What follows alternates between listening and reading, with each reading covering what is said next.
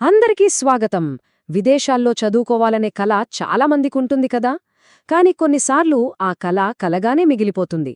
ముఖ్యంగా ప్రతిభావంతులైన దివ్యాంగ విద్యార్థులకు ఎన్నో అడ్డంకులెదురవుతాయి.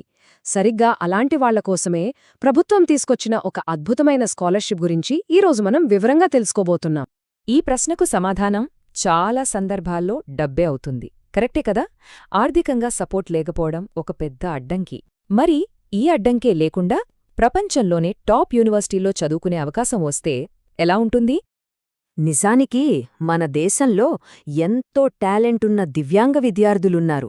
కాని ఆర్థిక పరిస్థితులు, సరైన అవకాశాలు లేకపోవడం వల్ల వాళ్ల కలలు నెరవేరట్లేదు.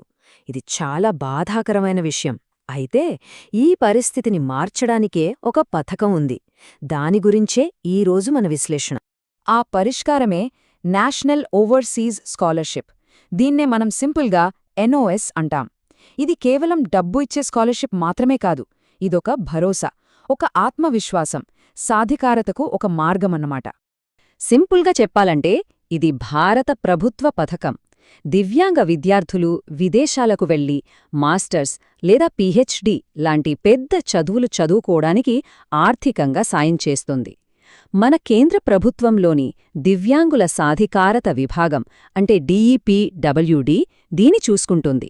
ముఖ్య ఉద్దేశ్యం ఒక్కటే, ఎలాంటి ఆర్థిక ఇబ్బందులు లేకుండా వాళ్ళ తమ చదువుపై దృష్టి పెట్టాలి. ఓకే, వినగానికి చాలా బాగుంది.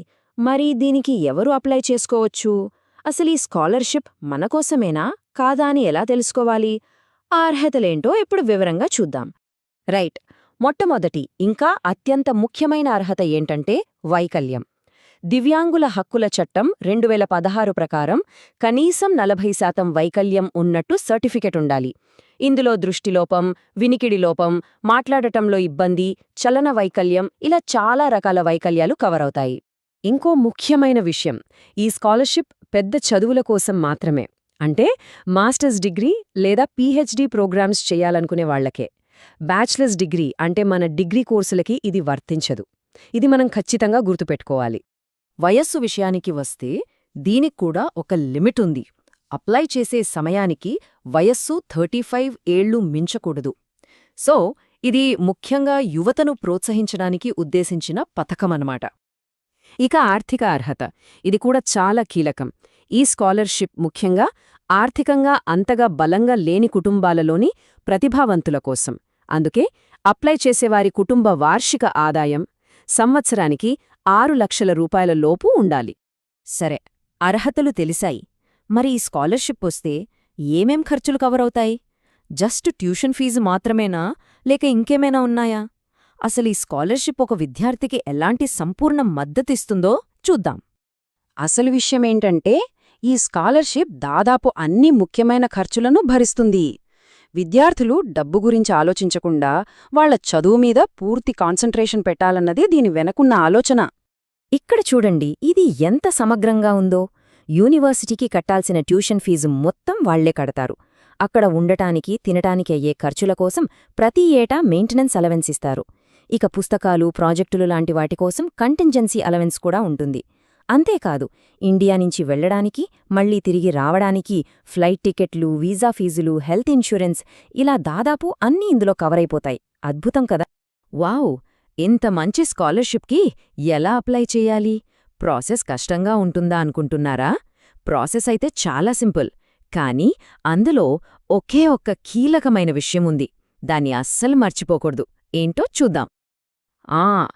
కీలకమైన విషయమే ఇది. అప్లికేషన్ ప్రాసెస్ కేవలం ఆఫ్లైన్ మాత్రమే. అవును, మీరు విన్నది నిజమే. ఆన్లైన్లో అప్లై చేసే ఆప్షన్ లేదు. అప్లికేషన్ను ఫిల్ చేసి పోస్ట్ ద్వారానే పంపించాలి. ఇది చాలామందికి తెలియని విషయం. ప్రాసెస్ చాలా సింపుల్.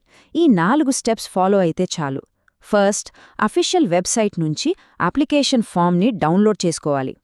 తర్వాత దాన్ని చాలా జాగ్రత్తగా, తప్పులు లేకుండా నింపాలి. దానికి అవసరమైన అన్ని డాక్యుమెంట్స్ జతచేసి న్యూఢిల్లీలో ఉన్న DEPWD ఆఫీస్ అడ్రస్కి పంపించాలి. అంతే. మరి ఏమేం డాక్యుమెంట్స్ కావాలి? ఇక్కడ కొన్ని ముఖ్యమైనవి ఉన్నాయి.